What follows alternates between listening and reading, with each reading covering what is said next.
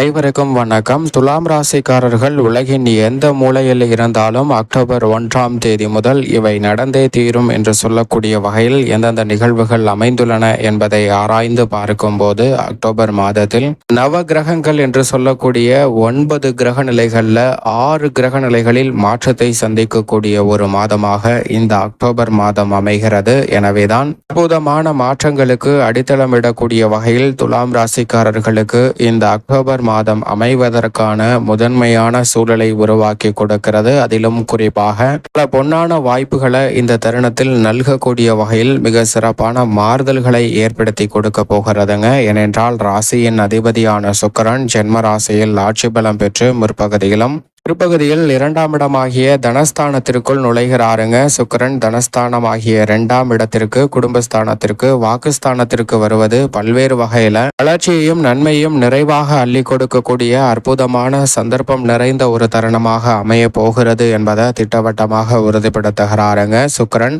மிகவும் வலுவாக 2ஆம் இடமாகிய தனஸ்தானத்திற்குள் செல்வதால் பொருளாதார ரீதியான சிக்கல்கள் பெரிய அளவில் இந்த அக்டோபர் மாதத்தில் நிச்சயமாக கட்டுக்குள் வரும். கடன் சார்ந்த தொல்லைகள் விலகுவதற்கான யோகம் உண்டு. ராசியின் அதிபதி ஆட்சி பலம் பெற்றிருப்பதாலும் புதிய வாய்ப்புகளும் சந்தர்ப்பங்களும் நிறைவாக கிடைக்க போகிறது. கலைத்துறையில் உங்களுடைய சிறு முயற்சிக்கு கூட மிக பெரிய அளவிலான அங்கீகாரம் நிறைவாக கிடைக்கும். அரசியல் சார்ந்த பணிகளிலும் நுணுக்கமாக பல்வேறு வகையான பணிகளை மேற்கொண்டு காரிய வெற்றியை நிறைவாக பதிவு செய்வதற்கான யோகத்தை ஏற்படுத்தி கொடுக்க போகிறாருங்க ராசியின் அதிபதியான சுக்கிரன். சுக்கிரன் மிக சிறப்பாக இந்த மாதத்தில் வலம் பெறுவதால் எடுத்த காரியங்கள் எதுவாக இருந்தாலும் மிக பெரிய அளவிலான வெற்றி வாய்ப்பு நிச்சயமாக உண்டு. குரு பகவானும் அஷ்டமஸ்தானத்தில் இந்த மாதத்தின் பிற்பகுதியில் வக்ரம் பெற்று பாக்கியஸ்தானமாகிய 7ஆம் இடத்தை நோக்கி நகர போகிறாருங்க. குரு பகவானுடைய இந்த மாறுதலும் மிக பெரிய அளவிலான நல்ல மாற்றத்தை மிக வலுவாக பெற்றுத்தரக்கூடிய அமைப்பாக பார்க்கப்படுகிறது. அதிலும் குறிப்பாக துலாம் ராசிக்கார பெண்மணிகளுக்கு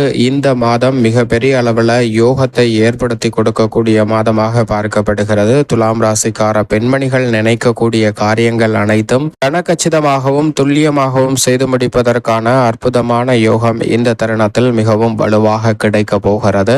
மேலும் அஷ்டமஸ்தானம் என்று சொல்லக்கூடிய 8ஆம் இடத்தில் வக்ரம் பெற்றிருக்கக்கூடிய குரு பகவானின் அமைப்பால் எடுத்த காரியங்கள் அனைத்திலும் வெற்றியை நிறைவாக பதிவு செய்யலாம். எந்த காரியத்தை கையில் எடுத்தாலும் பெரிய அளவிலான சிக்கல்கள் தடைகள் இல்லாமல் அவற்றை வெற்றிகரமாக நிறைவாக செய்து முடிப்பதற்கான யோகம் உண்டு. ஏனென்றால் குரு பார்க்கின் கோடி நன்மை என்று சொல்லக்கூடிய வகையில் குருவின் சுப பார்வையும் 2, 4 மற்றும் 12 ஆகிய இடங்களில் கிடைக்கிறது. 2ஆம் இடமாகிய குடும்பஸ்தானத்தில் குரு பகவானின் சுப பார்வை பதிவதால் குடும்ப ரீதியாக சந்திக்கக்கூடிய பல சிக்கல்கள் கட்டுக்குள் வரும். துலாம் ராசிக்காரர்களுக்கு சுப நிகழ்வுகள் மலமளவென நடைபெறுவதற்கான யோகத்தை சுகஸ்தானத்தை பார்க்கக்கூடிய குருவின் அமைப்பால் நிச்சயமாக உண்டு. வீண் விரய செலவுகள் கட்டுக்குள் வரும் என்பதை விரயத்தை பார்க்கக்கூடிய குரு உறுதிப்படுத்துகிறாருங்க. அது மட்டுமல்லாது சுப விரயங்கள் அதிகரிக்கும். புதிய அசையும் அசையா சொத்துக்கள் வாங்குவதற்கான முதன்மையான யோகமும் இந்த தருணத்தில் வலுவாக உண்டு. ராசியின் ராஜ யோகாதிபதியாகவும் உச்ச அதிபதியாகவும் இருக்கக்கூடிய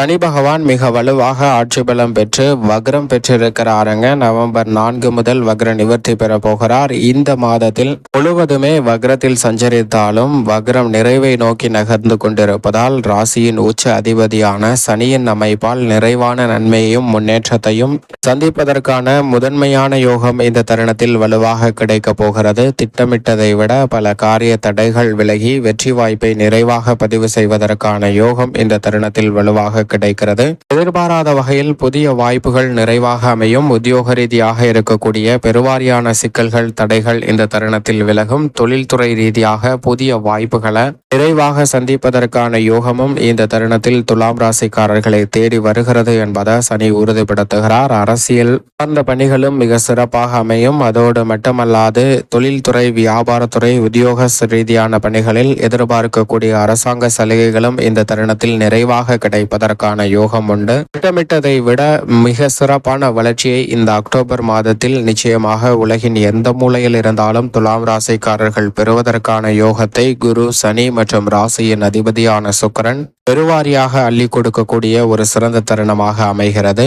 நிழல் கிரகமாக இருக்கக்கூடிய ராகுவின் அமைப்பை ஆராய்ந்து பார்க்கும்போது ரூணரோக சத்துருஸ்தானம் என்று சொல்லக்கூடிய 6ல் வலுவாக சஞ்சரிக்கிறாருங்க. அதிரடியான மாற்றங்களையும் புதிய வாய்ப்புகளையும் துலாம் ராசிக்காரர்களுக்கு நிறைவாக அள்ளி கொடுக்கக்கூடிய அற்புதமான அமைப்பில் ராகு வலம் வருவதால் எதிர்பார்ப்பதை விட மிக சிறந்த மாறுதல்களை இந்த தருணத்தில் நிச்சயமாக சந்திப்பதற்கான முதன்மையான யோகமும் அதிர்ஷ்ட யோக வாய்ப்புகளை நிறைவாக பெறுவதற்கான சாத்தியக்கூறுகளும் உண்டு என்பதை திட்டவட்டமாக உறுதிப்படுத்துகிறார். மோட்சக்காரகரான கேது விரயத்தில் சஞ்சரித்தாலும் கூட கேதுவின் ஆதிக்கத்தில் நடைபெறக்கூடிய சூரிய கிரகணமானது அக்டோபர் 2ஆம் தேதி இரவு 9 மணியிலிருந்து அக்டோபர் 3ஆம் தேதி அதிகாலை வரை நடைபெறுகிறது. எனவே கேது விரயத்தில் இருக்கும் போது இந்த தருணத்தில் சூரிய கிரகணம் நடைபெறக்கூடிய இந்த வேளையில் கேதுவின் அமைப்பால் விரய செலவுகள் அதிகரிப்பதற்கான சாத்தியக்கூறுகள் உண்டு. எனவே துலாம் ராசிக்காரர்கள் நன்கு திட்டமிட்டு செயல்பட வேண்டிய ஒரு காலகட்டமாக அமைந்துள்ளது என்பதையும் கேதுவின் அமைப்பு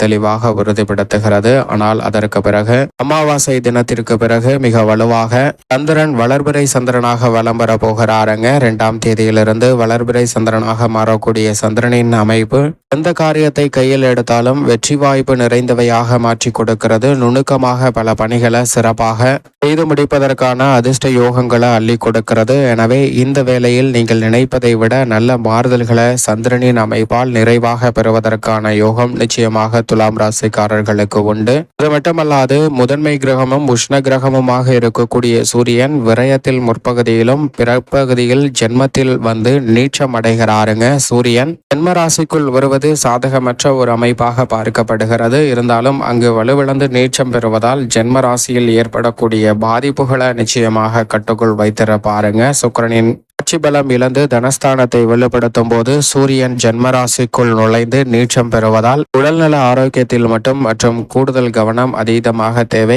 எந்த பணியை மேற்கொண்டாலும் சற்று நன்கு திட்டமிடுதல் என்பது மிக முக்கியமான தேவைப்படக்கூடிய ஒன்றாக பார்க்கப்படுகிறது. வித்யாகாரகரான புதன் உச்சம் பெற்று விரயஸ்தானமாகிய 12லும் பிற்பகுதியில் ஜென்மராசிக்குள் நுழைந்து பெரும்பாலும் சஞ்சரிக்க போகிறாருங்க.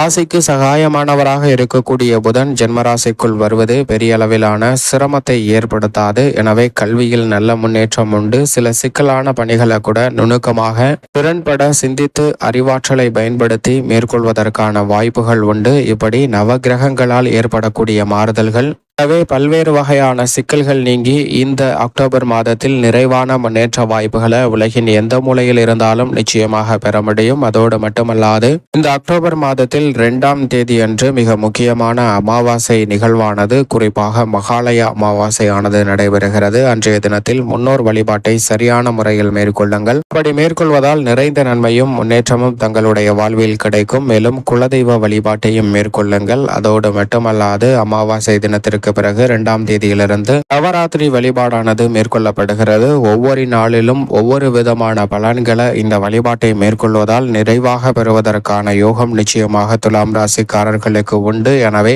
தவறாமல் நவராத்திரி வழிபாட்டையும் மேற்கொள்ளுங்கள். பல்வேறு வகையான நன்மைகள் உங்களை தேடி வரும். உலகின் எந்த மூலையில் இருந்தாலும் அக்டோபர் மாதம் மிக சிறப்பான மாற்றத்தை நிச்சயமாக துலாம் ராசிக்காரர்களுக்கு ஏற்படுத்தி கொடுக்கும் என்பதுதான் யதார்த்தமான உண்மை.